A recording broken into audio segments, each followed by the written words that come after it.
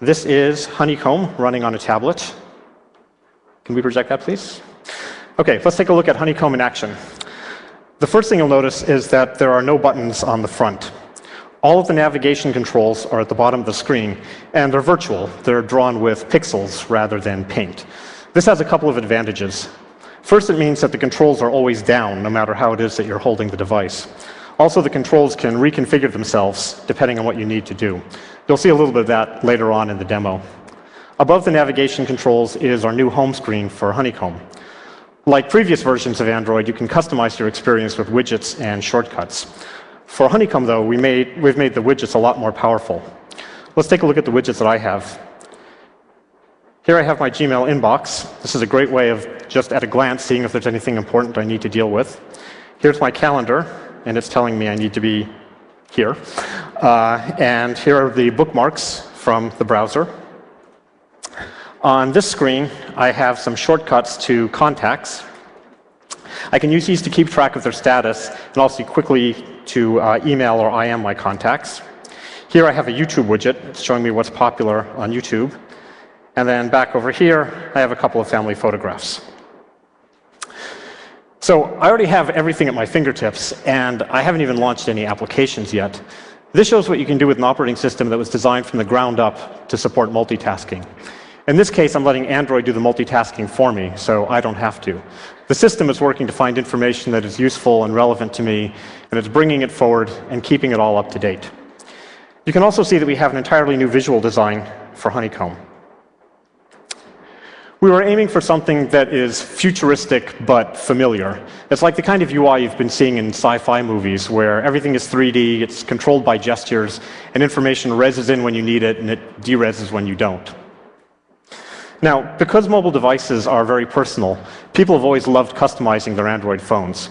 And we've put a lot of work into making that easier than ever on tablets. So for example, if I want to add a new widget to this screen, I just tap the plus up here. Now here I can see all of my customization options in one place. There's widgets, shortcuts, wallpapers. We also have previews of the widgets, so you know right away what you're going to get.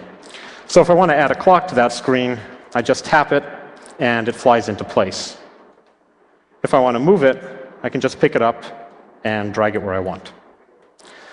Let me add another widget. In this case, I'm going to add a books widget. Drop that there.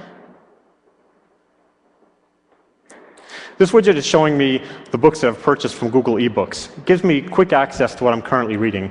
It's kind of like a virtual nightstand. Now, I could spend all day talking about just the home screen, but I want to show you some other apps as well. Let me start with the browser. I'm going to use my bookmark widget to open the New York Times. New York Times is opening. Now, if you look here, you'll see something very familiar. All of my pages are in tabs at the top of the screen, the way nature intended. You can see I had previously opened Gizmodo here, and I have New York Times in this tab, and I can create new tabs, switch between tabs, close tabs. It's really like a desktop experience. And the Honeycomb browser now has other desktop features as well, like incognito mode, autofill, and bookmark sync with Chrome. Let's look at Gmail. This app has been completely redesigned for tablets. It's got a nice minimal design, and it's actually now my favorite Gmail client. You have quick access to all of your labels down this side, and across the top there are icons for common actions. Now, watch what happens when I select a message. Here's the icons up here.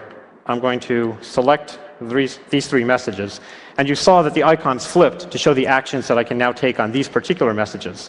So hiring plan, important announcement, product roadmap, archive that. Very satisfying.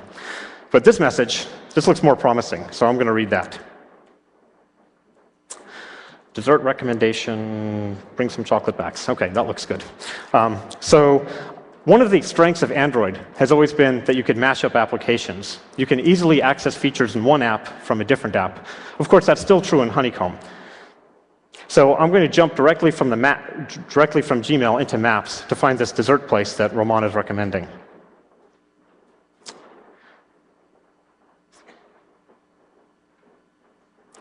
OK, so we're in Google Maps 5.0.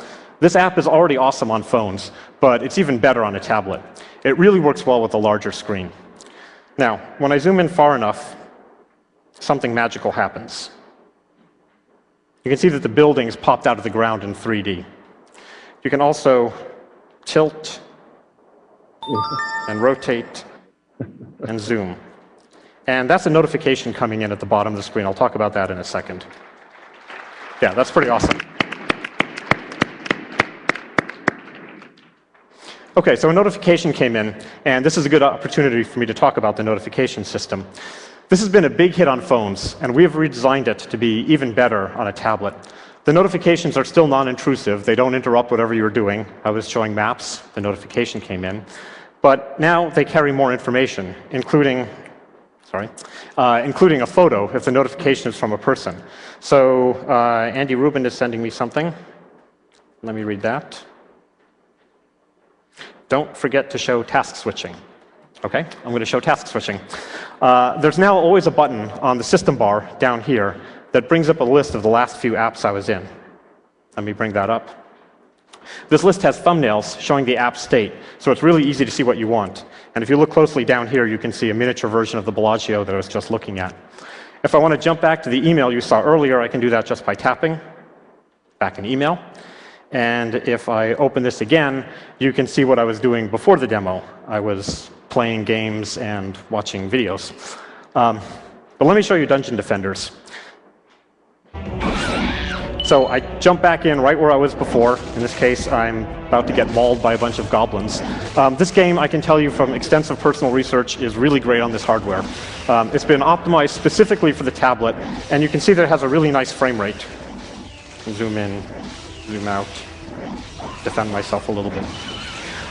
In fact, this version of Dungeon Defenders has the best resolution of any mobile device. It has more levels, it has more detailed textures, and it can support more than twice as many bad guys on the screen at the same time. Still not sure that last part was a good idea. OK, let's look at YouTube too. When I launch it, it shows popular videos in the 3D wall. And again, you can see the videos rezzing in as they load. Let's find a video to watch. I'm going to go up here and search, and let's see what the net has to say about Honeycomb.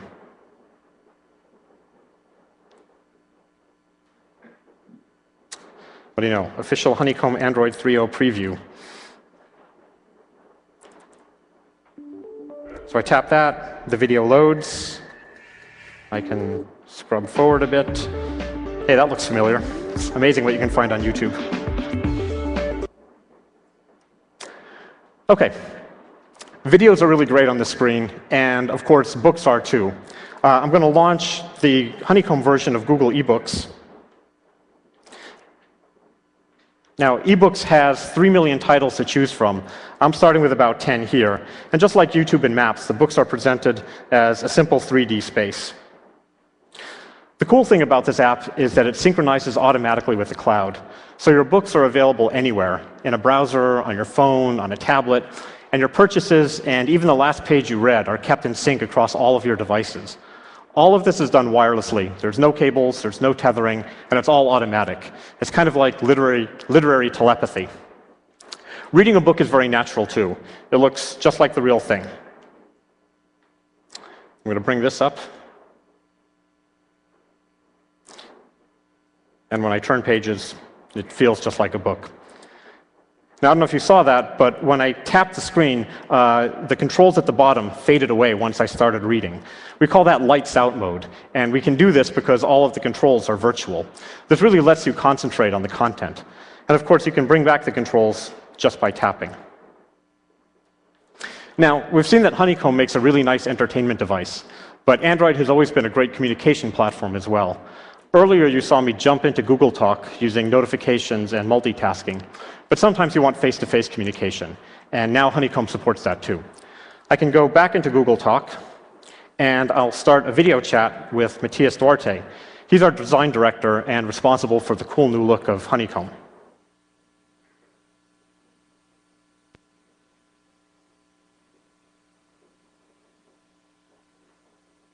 The nice thing about Android's video chat is that because it is built into Google Talk, you can video chat with any of the hundreds of millions of Gmail users out there already, using laptops or desktops that they already have. I think I hit voice chat instead of video chat. OK, here we go.